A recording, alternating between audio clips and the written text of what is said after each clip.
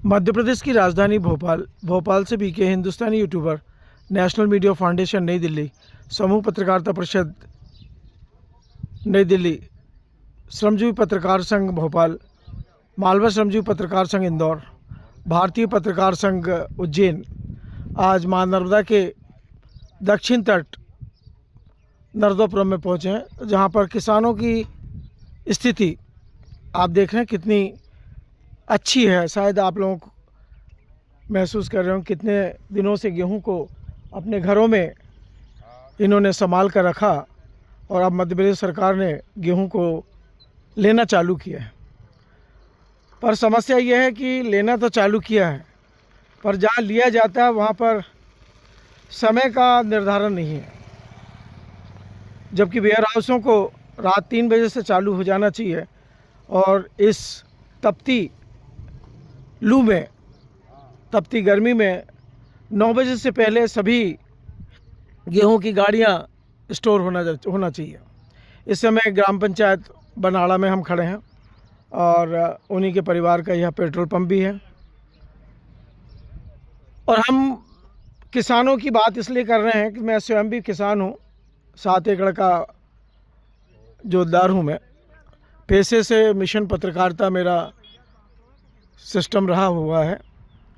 व्यापारिक पत्रकारिता ना तो मैंने कभी किया है और ना मैं करूँगा।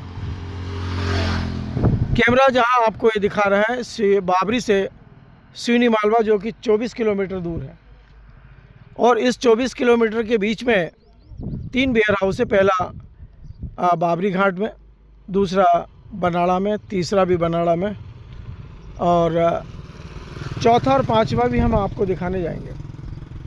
डॉक्टर मोहन यादव से हमको इतनी उम्मीद थी कि किसान पुत्र है, और शिवराज सिंह से भी हमको उम्मीद थी कि वो किसान पुत्र हैं और कृषि मंत्री बनने के बाद में मध्य प्रदेश के किसानों की समस्याओं को वो हल करेंगे।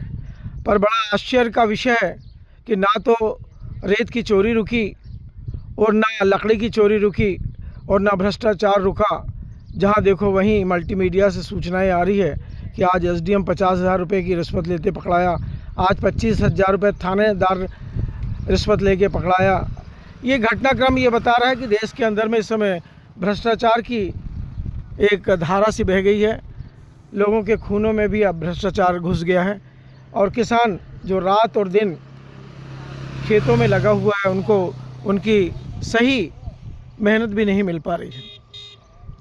मक्के की स्थिति में भी उम्मीद की गई थी कि कर्जा कुछ कम हो जाएगा, पर जिन्होंने ट्रैक्टर उठाया, ट्रालियां उठाई, उनका कर्जा भी मक्के के रकबे से नहीं हो पाया पूरा। और शायद ऐसा लगता है कि अब गेहूं के रकबे से भी किसानों का कर्जा पूरा नहीं हो पाएगा और लाखों ट्रैक्टर और ट्रालियां जो है वो व्यापारी लोग अपने कब्जे में ले लेंगे, ऐसा महसूस होता है। देश के अंदर में इस समय पेट्रोल और डीजल की जो स्थिति बनी हुई है, गैस की जो स्थिति बनी हुई है, वो शायद सबको मालूम है।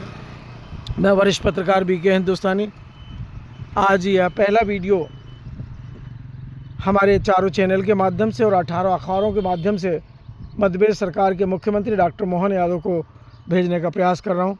डॉक्टर मोहन यादव हालांकि किसान पुत्र ज़रूर हैं, पर उनको किसानी का कोई भी अनुभव इसलिए नहीं है कि वे शुरू से ही राजनीति में रहे हैं।